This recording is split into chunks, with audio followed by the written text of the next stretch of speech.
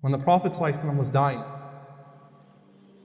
because this is again a complete parallel of the life of the Messenger sallallahu alaihi wasallam. Aisha was asked, radiyallahu anha, what is the last ayah our Prophet ﷺ was saying? Isn't that powerful? What's the last ayah? She said, as for the last surah, it was Surah Al-Mursalat. As for the ayah, she said that when the Prophet ﷺ's fever became severe, he kept on saying to Allah subhanahu wa ta'ala, مَعَ الَّذِينَ أَنْعَمَ اللَّهُ عَلَيْهِمْ مِنَ النَّبِيِّينَ وَالصِّدِّيقِينَ وَالشُّهَدَاءِ وَالصَّالِحِينَ وَحَسُنَ أُولَٰئِكَ رَفِيقًا. Surah An-Nisa, verse 69, the Prophet ﷺ is saying, join me with those who have earned your favor, with the prophets, with the martyrs, with those who are truthful. And what a blessed company that is. The Prophet ﷺ, when he's leaving this world, he wanted to be with those who he loved again. Yusuf wanted to be reunited with Yaqub. He wants to see his father again. He wants to see his grandfather Ishaq. He wants to be with Ibrahim. He wants to be with those that have passed before him. Can you imagine how much the Prophet ﷺ wanted Khadija again? How much he wanted to be with his family members again? How much he wanted to be with Hamza again?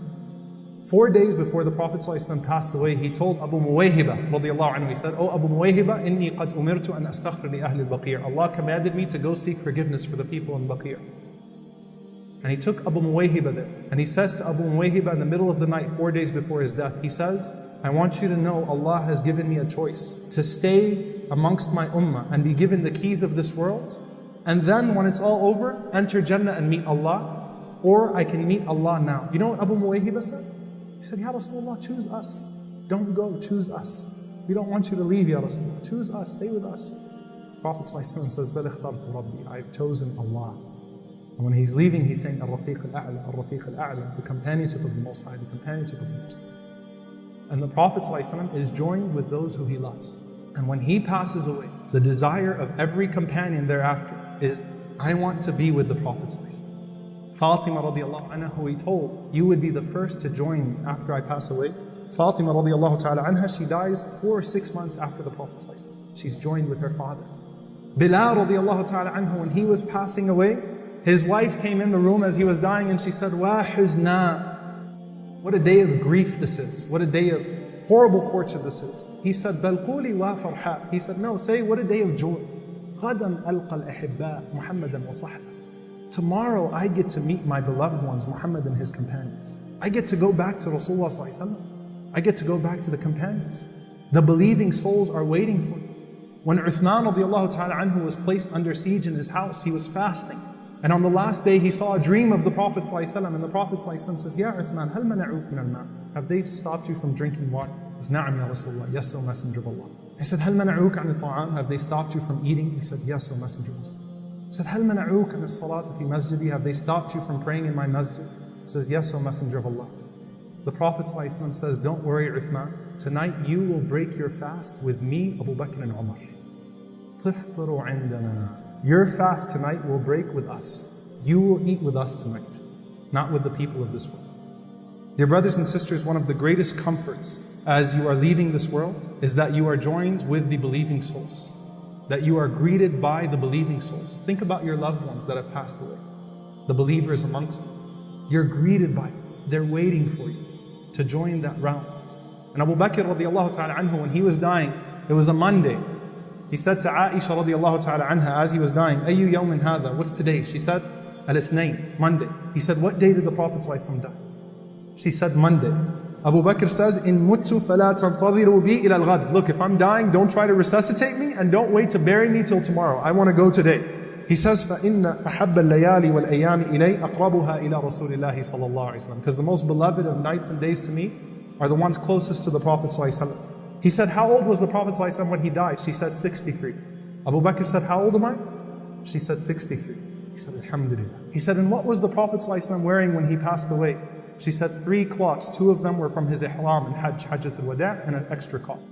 He said, bring me my 2 garments from Hajj and an extra cloth and shroud me in them.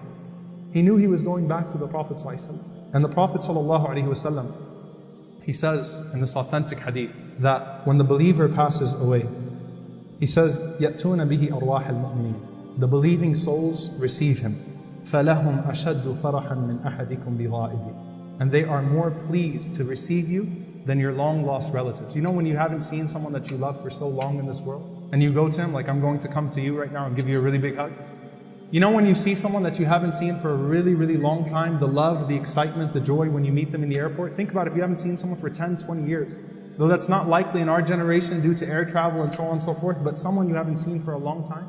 The Prophet ﷺ said, the believing souls will gather to receive you as you enter into that realm with more love and more desire than those long lost relatives. And the Prophet ﷺ says, فَيَسْأَلُونَهُ مَاذَا فَعَلَ فُلَانَ وَمَاذَا فَعَلَ فُلَانَ. They start asking, so what's going on with that person? What's going on with that person? And then some of them say, دَعُوهُ فَإِنَّهُ كَانَ فِي غَمِّ الدُّنْيَا. Look, he just got here from the dunya. Give him some time. Let's let him relax a little. Let's let her relax a little bit. And dear brothers and sisters, that is one of the greatest things to look forward to. That tonight, or whenever Allah subhanahu wa ta'ala has decreed death for us, be it tonight or tomorrow, or the day after tomorrow, or 20, 30 years from now, that the Prophet ﷺ might receive us. That some of the believing souls would be waiting for us. Those that we love and that we've lost, they'll say, Ahlan wa sahlan, welcome to this realm, welcome to your new life. And that's one of the greatest comforts Allah subhanahu wa ta'ala gives to us, and that's one of the things to ask Allah for. I ask Allah subhanahu wa ta'ala that we live a life that is pleasing to Him, that we're able to overcome any obstacles and any tests that come our way, that Allah subhanahu wa ta'ala allows us to face our grief with patience, that Allah subhanahu wa ta'ala allows us to overcome our pleasures with the greater pleasure of pleasing Him, that Allah subhanahu wa ta'ala allows us to be grateful in times of ease, that Allah subhanahu wa ta'ala allows us to live a consistent life of ihsan, of excellence, and that when we pass away, that the first person amongst the believing souls to receive us is Rasulullah sallallahu alaihi wasallam. And that we're able to break our fast with him, and that we're able to drink from his hand, and that we're able to be joined with our parents and our spouses and our children and our mashayikh and our ulama and all of the people that we love. We ask Allah subhanahu wa ta'ala to join us with them in the realm of believing souls and ultimately in Jannatul Firdaus. Allahumma ameen.